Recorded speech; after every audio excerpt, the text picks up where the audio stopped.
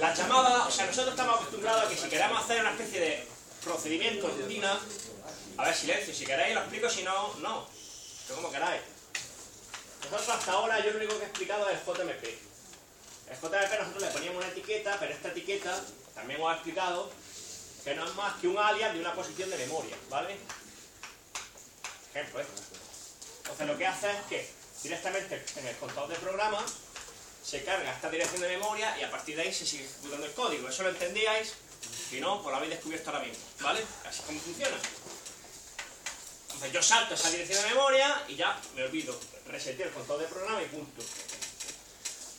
¿Cómo conseguiría? Claro, algunos habréis dado patadas, ok, diciendo, pero vamos a ver, si yo lo que quiero es llamar a esto, pero luego quiero volver otra vez, entonces yo no puedo usar dos etiquetas porque ya lío el taco y yo no puedo llamar a la etiqueta de 3 sitios distintos porque yo no puedo replicarla. Os veíais a lo mejor, no sé si alguno, con la necesidad de hacer una especie de llamada a función y luego volver otra vez al mismo punto. Pues para ello, simplemente esta instrucción cal.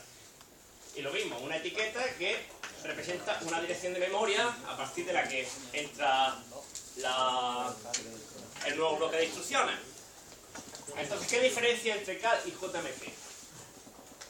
Pues cal es llamada a procedimiento y esa, la única diferencia es que en este caso, aparte de cambiar el contador de programa, lo que se utiliza es la pila, ¿vale? El puntero de pila. La pila es una dirección de memoria que está al final de toda la memoria, normalmente se ubica al final de la memoria, para ir apilando, por eso se llama pila, las direcciones desde donde ha hecho el salto. Si yo, por ejemplo, aquí está, ya digo, está la dirección de memoria 00, 1A, y yo hago cal, lo que se hace es que en el puntero de pila se guarda en memoria, donde apunta el puntero de pila en esa posición de memoria, se guarda la dirección de vuelta, para luego él ser capaz de, cuando termino de ejecutar todo mi código, le digo que vuelva, retorno.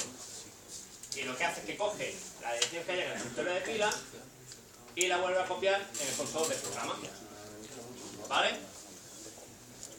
Entonces esa es la diferencia entre cal y JMP. Cal te permite guardar en la pila la dirección de memoria para que luego cuando tú hagas red directamente saques de la pila, de la última posición de la pila, porque eso ya digo que va de abajo arriba, yo voy apilando, ya lo explicaré también por qué.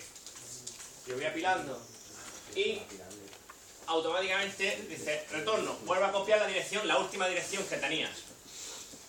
¿Por qué se va apilando? Pues muy sencillo. ¿Qué pasa si yo dentro de mi función cal meto otro cal? Y dentro meto otro. Puedo hacer llamadas anidadas. Pues entonces para no liar el taco y que vaya volviendo de forma escalonada a cada punto anterior, lo que yo tengo en la pila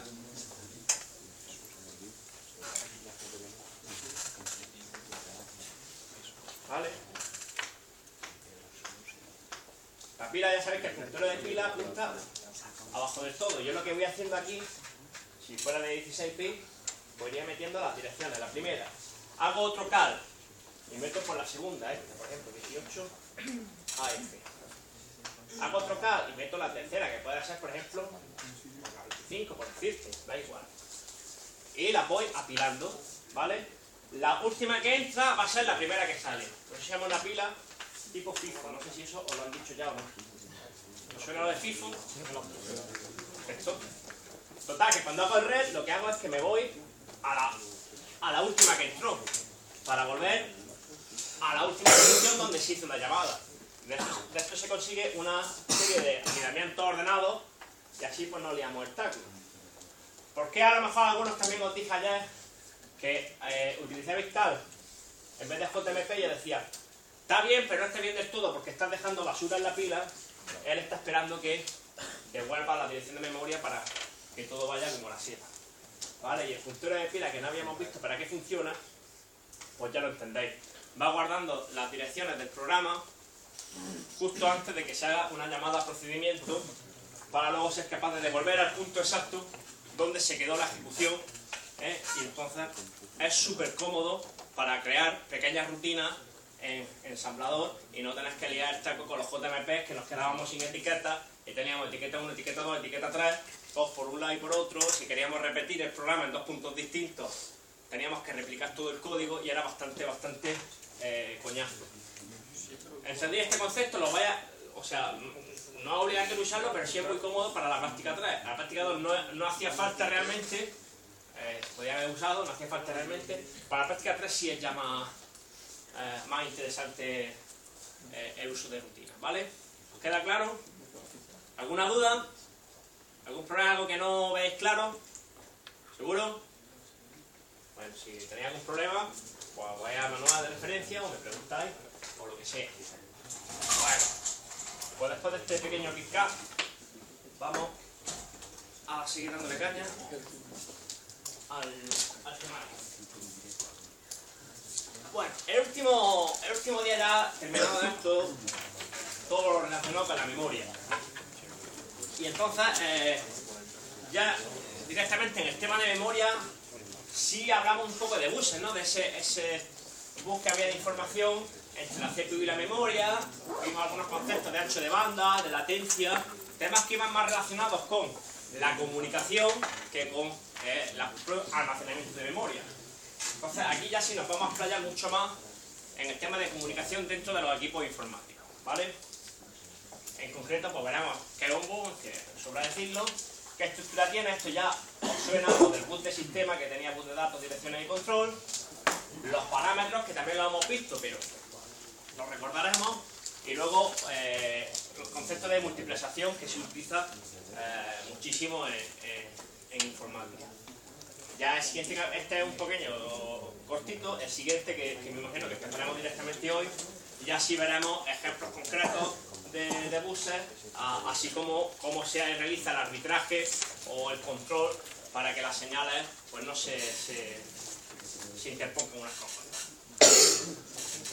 Bueno, obviamente ya sabéis que como necesitamos mandar datos entre todos los componentes del ordenador, pues eso tiene que estar interconexionados de alguna forma.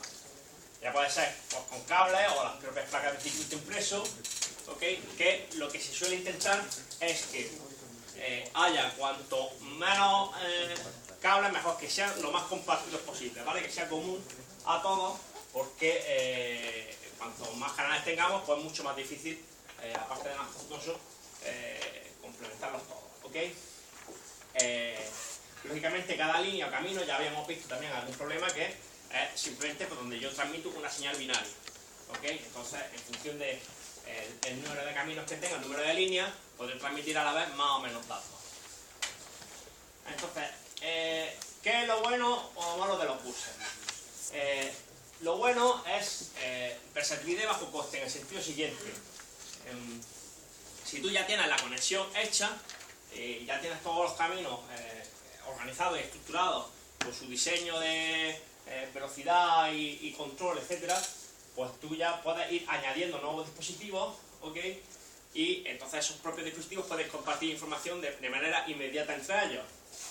Y como es un camino compartido, pues es mucho más barato, ¿ok? Ya no necesitamos que cuando metamos un componente nuevo, no tenemos necesidad de añadir físicamente en el ordenador una nueva pista, sino que ya está hecha y punto.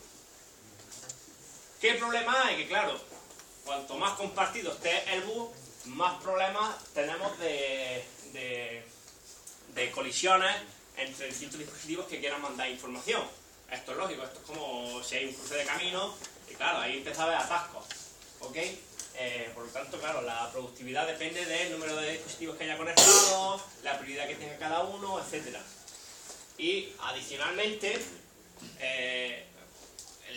si un dispositivo es muy rápido, pero la velocidad que recibe los datos por condiciones externas de otros periféricos que haya conectado, pues puede no ser la óptima, precisamente porque tenga que esperar a recibir o enviar los datos un tiempo más largo del que él podía proporcionar para tener una eficiencia máxima. ¿Entendéis este concepto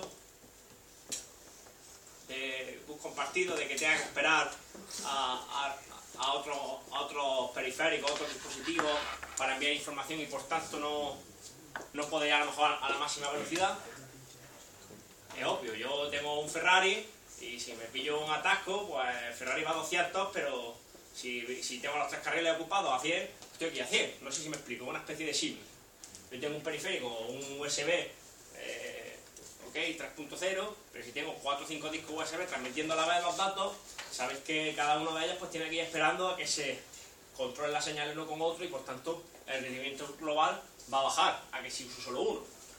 ¿O no? Pues lo mismo. Porque solo tengo un bus para enviar información del disco a otro. Aparte, claro, el problema que tiene diseñar un bus que sea perfecto son los distintos objetivos que hay, que ya algunos ya los conocéis, como lo de la latencia y la anchura de datos. Sabéis que eso era, digamos, que inversamente proporcional. Cuanto más anchura de datos tenía, pues por temas físicos y tecnológicos, pues hacía que la velocidad a la que yo podía enviar información no era tan alta. Luego, claro, si yo hago un bus común a muchos dispositivos de diferentes características, tarjeta de sonido, tarjeta de red, tarjeta de no sé qué, todos compartiendo un mismo bus, cada uno con unas características y un diseño de latencia distinto, pues ya tengo que hacer muy abstracto y muy general. Eso no es sencillo. Y luego, bueno, que aparte, como ya habéis visto en temas de electrónica, ¿ok?, de fundamentos físicos, que claro, la propia longitud del bus y el número de dispositivos que haya, eso electrónicamente causa una dificultad. Yo no puedo tener, y esto pues también pasa relativamente pues, con temas, ya digo, a lo mejor no tanto, ¿no?, pero el tema de regletas. Tú no puedes conectar una regleta 300.000 millones de enchufes, no deberías, porque eso empieza a crear problemas, ¿no? Una cosa más o menos similar, si me entendéis por dónde quiero ir. Luego, lo que a esto obliga es que, como hay distintos componentes, cada uno con sus propias características, ya digo, CPU, memoria, dispositivos periféricos de un tipo, periféricos de otro tipo, más rápido, más lento, lo que se hace es una jerarquía, que si tenemos en el capítulo siguiente más o menos calma, una jerarquía de distintos niveles de buses, cada uno con mejores o distintas propiedades unos de otros, para comunicarse de forma óptima, ¿vale? Habrá carreteras más buenas, carreteras más malas, en función del tipo de vehículo que tienda a ir por allí, ¿vale? Más o menos. ¿Me seguís? Eso es que. Bueno, este sería el típico aspecto físico que ya conocen todos, tanto los cablecillos como las propias pistas de circuito impreso también en sí mismas son buses, ¿vale?, de comunicación, que tienen sus propias especificaciones. ¿Cómo están estructurados? Esto ya nos sonaba más o menos, ¿no? El diagrama de interconexión, yo os puse una un poquito más grande, una figura un poco más grande, de donde desde la CPU veíamos un pedazo de bus Cordac, que era el bus de sistema, que se dividía en 3 bloques: bus de datos, de direcciones y de control. Cada uno de ellos, pues su propio nombre indica lo que hace. El de datos es mover datos e instrucciones. Este solamente se dedica a enmendar las direcciones de memoria, ¿ok?, de donde queremos leer. Y este, que es de los más importantes, pues es simplemente ir controlando o gestionando que la comunicación se haga en orden correcto y que tú sepas cuándo has terminado de leer un dato y cuándo queda el bus libre, etcétera, etcétera, ¿vale? Adicionalmente ya sabes que existen líneas de alimentación para alimentar la energía de los propios módulos, ¿vale? Bien. El bus de datos, pues poco que contar. Ya sabéis que en función del tamaño de la palabra normalmente tiene un número de líneas distintas, ¿ok?, que se le ancho del bus de datos, y que nos determina cuántos datos o cuántos bits se pueden enviar en cada tirada. Si por ejemplo yo tengo un bus de datos de 8 bits, necesitaré 2 accesos para transmitir una instrucción más larga de 16 bits, y esto pues condiciona el rendimiento en cierto modo, ¿ok? Pero bueno, esto ya lo conocía y es de perogrullo. El bus de direcciones, que está más o menos vinculado al bus de control, es el que se trata de comunicar la CPU con la memoria, y la memoria también con el resto del dispositivo. Entonces, yo lo que hago es designo la fuente o el destino del dato que hay dentro del, o que yo quiero mandar en el bus de datos. Mando este dato y ahora tengo que decirle a dónde quiero mandarlo o desde dónde se manda. Y como ya sabéis, la anchura de este bus de dirección determina la máxima capacidad direccionable. Entonces, esto pues, se ha ido aumentando con los dispositivos de microprocesadores de 32 bits. Sabíais que solo se podía direccionar hasta 4 GB.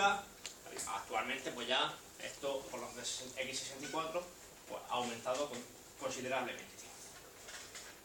Adicionalmente, y esto también lo estudiaremos no en este capítulo sino en el siguiente, es decir en el tema 5, cuando hablemos de periféricos, veremos cómo las líneas de direcciones también nos permiten acceder a los propios dispositivos de entrada-salida o periféricos, a los puertos que nosotros estamos usando.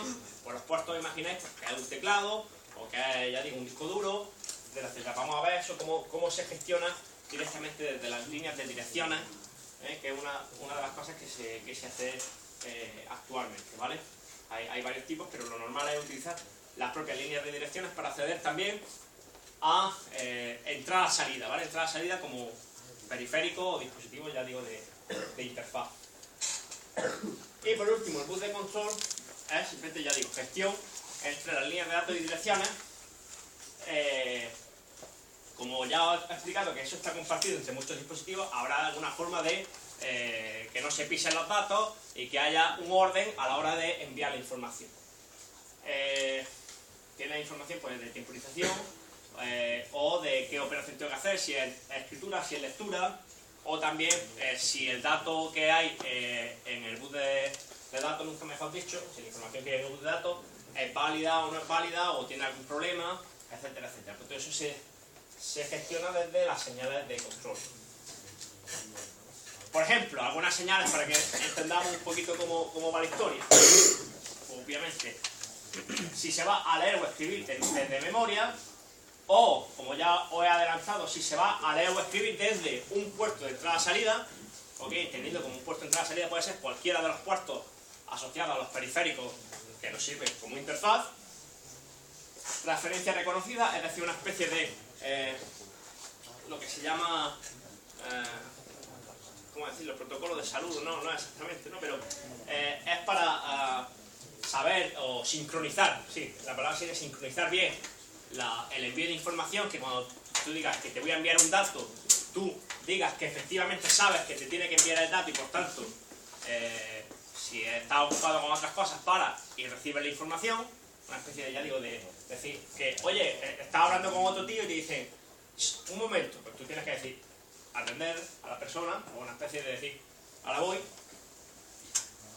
Luego, estas líneas de control que las estudiaremos justamente en el siguiente tema, en la siguiente transparencia, que es para disponer o ceder el control del bus. Si es compartido por varios dispositivos, tiene que haber, justamente esta es la manera de explicarse bien.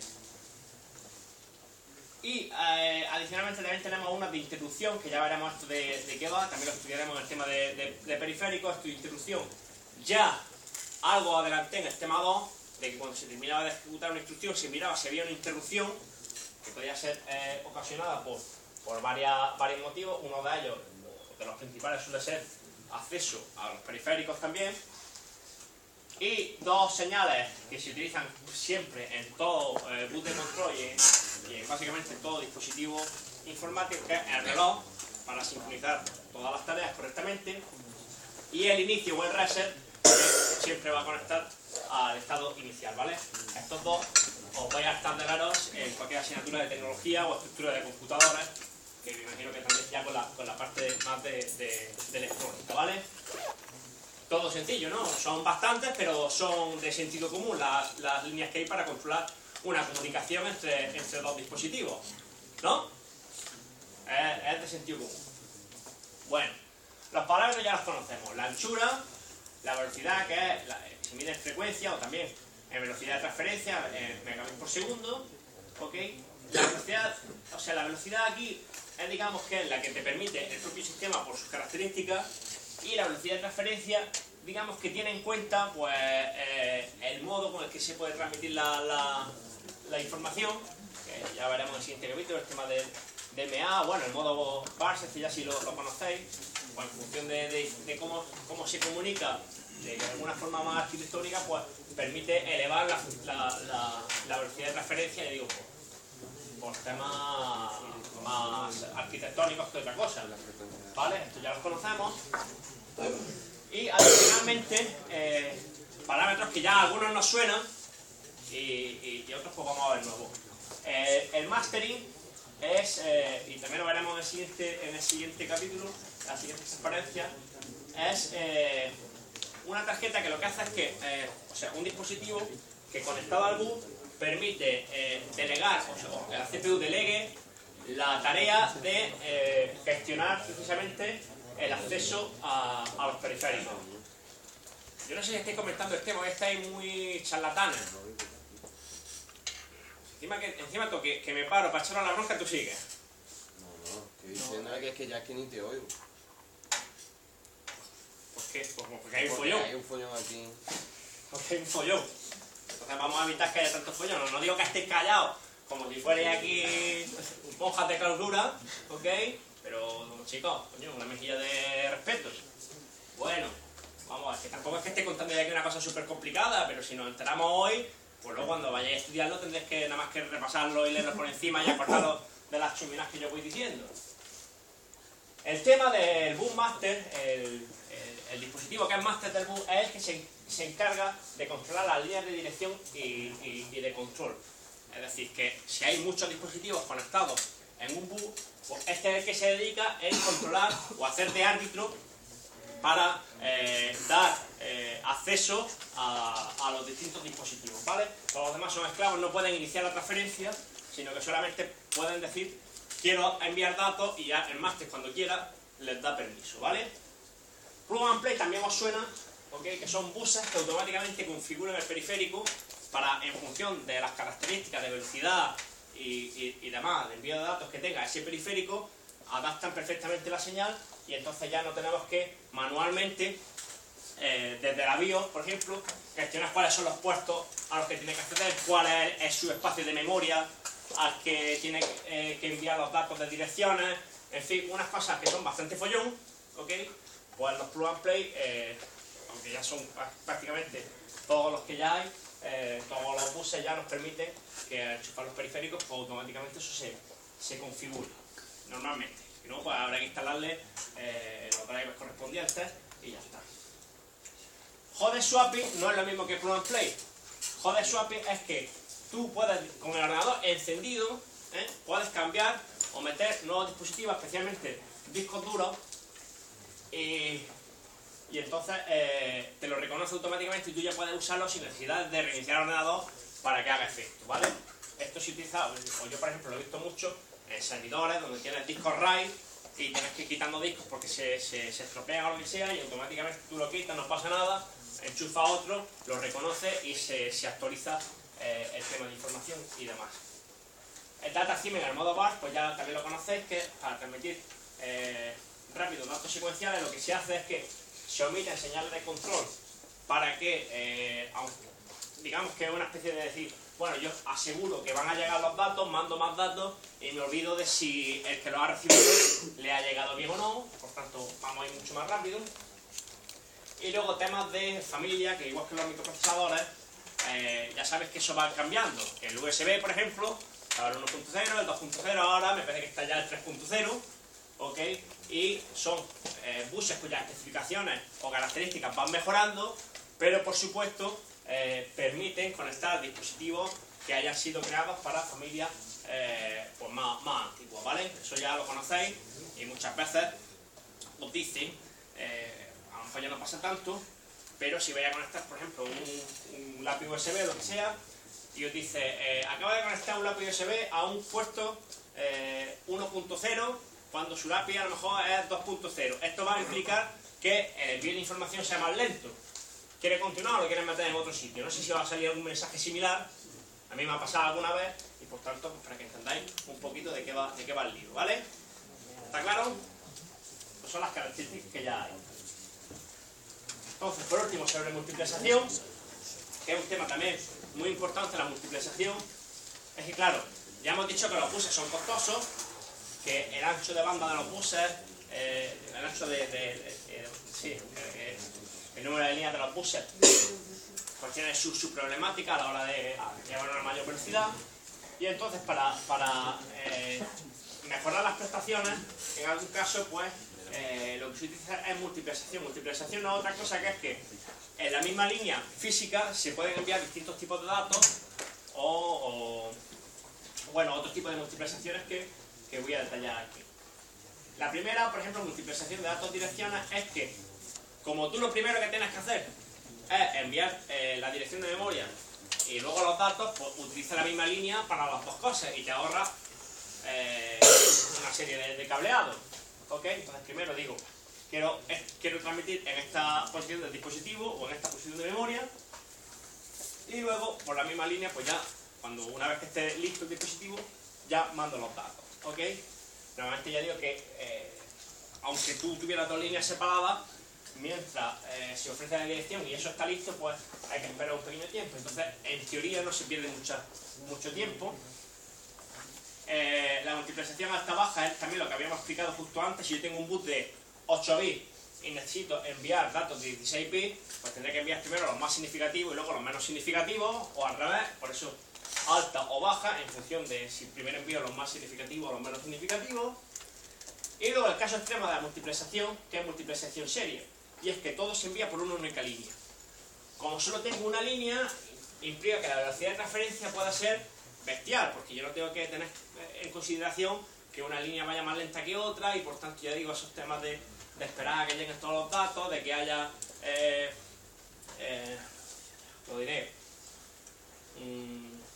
problemas eléctricos con las diferentes líneas. Entonces me permite una velocidad de transferencia muy alta. Esto es lo que pasa en los buses USB, que son serie, ¿vale? Los buses USB son muy rápidos, pero porque utilizan una multiplexación serie. Les permiten una altísima velocidad de transferencia, que luego a su vez se traduce, o sea, una frecuencia muy alta de trabajo que se traduce en una alta velocidad de envío, de transferencia, pero que implica pues gestionar también esta multiplexación de forma adecuada. Aquí algo de bibliografía, ¿okay? que ir encontrando, no demasiada de buses, tampoco hay realmente mucho hecho, por lo menos de este apartado. El siguiente sí que es de arbitraje, sí vamos a encontrar bastante más información, pero para los que queréis echarle un vistazo, ¿vale? Bueno, ¿alguna duda de esta parte? ¿Que es más introductoria? Pues vamos a ver un poquito, no mucho, pero vamos a ver un poquito. La parte gruesa de este tema es esta, ¿vale? Esta es la parte más importante del tema. Nosotros era un poquito para ir abriendo boca y entendiendo conceptos fundamentales. Aquí ya, como veis, lo otro tenía 3 punticos, ¿ok? Era una cosa ahí sencillica. Aquí ya empezamos a ver cosas más complejas. Todo el tema del arbitraje de buses ya he dicho que es lo más importante. Y luego, adicionalmente, también un poco más a título informativo que otra cosa, veremos los tipos de buses. Bueno, lo que es jerarquía de buses sí es importante, pero ya, bueno, los ejemplitos es simplemente pues para dar algunas indicaciones sobre buses que podemos encontrar en el mercado, muchos de los que ya conocéis, otros de los más clásicos y con sus características que obviamente no nos tendremos que aprender de memoria, pero sí entender las diferencias entre cada uno de ellos. Bueno, pues empiezo a explicar lo que es el arbitraje de buses. Vale. Ya os he introducido anteriormente, y espero que lo hayáis entendido bien, que como hay muchos dispositivos conectados a una misma línea de información, pues en un momento dado puede ser que muchos de ellos necesiten acceder a los datos. Bien, entonces como solamente puede acceder uno de ellos, para no pisar lo que ya hay, porque si no habría una interconexión de señal eléctrica que aquello revienta, entonces hay que decir quién va a ser el que toma el control, es decir, lo de máster. Esto de máster pues ya lo habíamos visto justo hace 5 minutos. Entonces, ¿qué se hace cuando yo quiero acceder al bus? ¿Vale? Pues se hace esta serie de operaciones, muy simple, muy sencilla. Petición del bus, arbitraje, direccionamiento, transferencia de datos y detección de errores. Por ejemplo, esto ya para que lo entendáis muy tontamente, en un debate, ¿okay? Pues tiene que haber, hay mucha gente que quiere hablar, por tanto, vosotros vais a levantar la mano para pedir la palabra. Adicionalmente hay un moderador, puedo ser yo, que es el que va a conceder la palabra a uno de vosotros, de entre todos los que hay con la mano levantada. Entonces, para ello, pues, yo directamente pues te digo, mándalo, puedes hablar, ¿no? Y entonces pues tú vas a tomar la palabra y vas a decir lo que te dé la gana. Adicionalmente, si has dicho alguna cosa que esté muy malamente, pues yo te diré que te has equivocado o que no es correcto lo que me has dicho. Tengo que detectar si has dicho una chorrada o no, entre comillas, ¿no? Más o menos para que entendamos y se nos quede a lo mejor ese símil tan absurdo para entender bien las operaciones en las que se hace el acceso al búsqueda. Es exactamente igual que en cualquier tipo de comunicación, ¿vale? Bien. Normalmente el tema de arbitraje se suele hacer en paralelo con, por ejemplo, el direccionamiento o la propia transferencia de datos. Así nos vamos a ahorrar tiempo. Porque mientras tú estás transfiriendo datos por la línea, tú ya has quedado satisfecho y mientras hay una persona que está hablando, yo puedo adicionalmente ver de entre todos los que levantan la mano, por ejemplo, quién es el primero que la haya levantado, de tal forma que obviamente pues, por temas, yo qué sé, de orden o algún otro que ahora veremos, pues decido darle la palabra a él. ¿Cómo se hace? Pues bueno, a veces hay líneas de arbitraje en el propio bus este famoso de control y por tanto se puede hacer perfectamente en paralelo porque tiene una línea aparte. Y si no, lo que se puede utilizar es las propias líneas de dos direcciones antes, o sea, después del direccionamiento y antes de enviar los datos, pues ahí en medio ya voy decidiendo a quién le voy a permitir la propia transacción, ¿vale? Les digo que a día de hoy normalmente siempre la línea de control pues, se utiliza sin ningún problema, ¿ok? Y ya está. Entonces, ¿qué es lo que pasa? Yo que soy moderador, ¿cómo decido yo de forma más justa, ¿no? O de qué forma elijo yo quién tiene la palabra? Bueno, pues hay que equilibrar dos factores principales. El primero es la prioridad, es decir, pues yo al que vea, esto a lo mejor al que vea que tiene un don de palabra más bien o que pienso que va a decir algo más interesante, pues normalmente pues siempre voy a elegirle antes que a lo mejor otra persona que me va a decir alguna bocana, vaya usted a saber, ¿no? Bueno, si así me entendí. En cualquier caso, aunque ella tenga alguna persona preferida, tenga algún favoritismo, como ya he dicho anteriormente, lo que no voy a permitir es que haya gente que se quede sin tomar la palabra. Sería injusto. Y esto se llama imparcialidad. Es decir, que aunque me caiga muy mal, yo, por ser una persona honrada, en algún momento, antes o después, le cederé la palabra. ¿Vale? Entendemos bien estos dos conceptos asociados a la vida real. Adicionalmente, si yo quiero ser más sofisticado, lo que voy a intentar es reducir el tiempo de arbitraje del bug. Y eso veremos a ver con qué técnica podemos dedicar menos tiempo a estar pendiente de a ver a quién le doy la palabra.